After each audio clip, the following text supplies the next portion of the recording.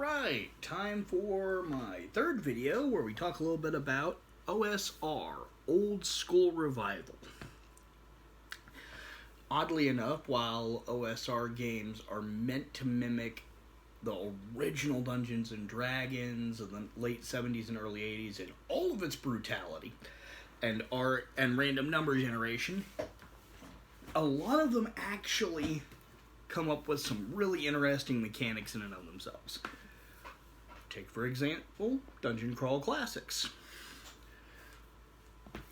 If you're playing a spellcaster, each time you cast a spell, the spell has variable effects that can take place. It's almost like every spell is its own wild search table.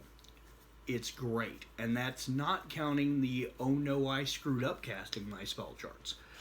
If you like random number generation, you like wild mages, check out Dungeon Crawl Classics. The luck system's great, but the spell casting system alone will just knock your socks off and can inspire you on other things in your Dungeons & Dragons or Pathfinder games. Also of note, Morkborg, whose name I keep saying backwards as Borg Mork for whatever weird reason. It's like this one game gives me dyslexia. If the party fumbles too much, the world just ends. It's insane. Necronautilus, where you basically play the spirit, amnesiac spirit, of a dead person, navigating the afterlife, trying to take out the enemies of death and eventually remember who you are and why you died. While it's OSR style simplistic rules, not a very thick book, it takes it off the chart. Another one, which I only have a PDF of at the moment, unfortunately, otherwise I would show you a copy, Neoclassical Geek Revival. The species or races in that, instead of having an plus to dexterity for elves get the ability to talk to trees or to walk across snow. It's way more interesting racial abilities than just numerical bonuses. And I think we can learn a lot from that.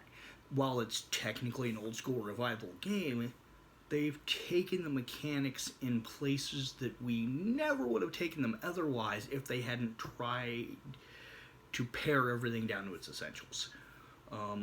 A more pulp heroic game, somewhere halfway in between, 13th Age, based off 3rd edition D&D and the D20 system, has an ability called One Thing, where your character gets one special thing, and it's up to you and the GM how to educate that.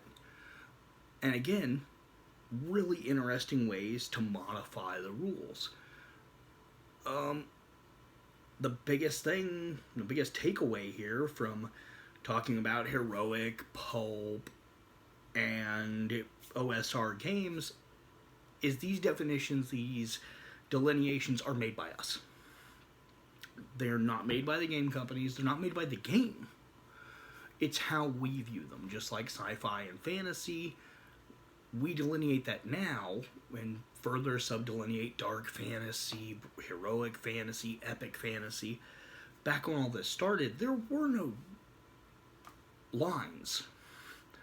Sci-fi and fantasy were the same thing. If you wanted a crash spaceship in your D&D, well, bury your peaks. And similar things with mechanics. If you want to use advantage in your Pathfinder games, use advantage. You want to use the one special thing from 13th Age in your other RPGs, go for it. You want to use some variable spells from DCC. It's going to be a lot of work to mop that into Pathfinder or D&D, but go for it. Or the strange, unique racial abilities of Neoclassical Geek Revival. Each one of these can make your game bigger, better, and brighter. Don't be afraid to look beyond the horizon at other RPGs that maybe aren't quite inside your comfort zone and learn something. You never know what you might see and decide to, just kind of snake over into your home game. There are games. As much as anybody's. The only person who can claim more about the game than the fandom in general is Gary Gygax and Dave Arneson for creating the game in the first place. They created RPGs for us to enjoy. Other than that, it's the fandoms. Go nuts. Mod it. Have a blast. And I'll be back next time to talk a little bit more about things like post-apocalyptic, modern, and superheroes. Laters.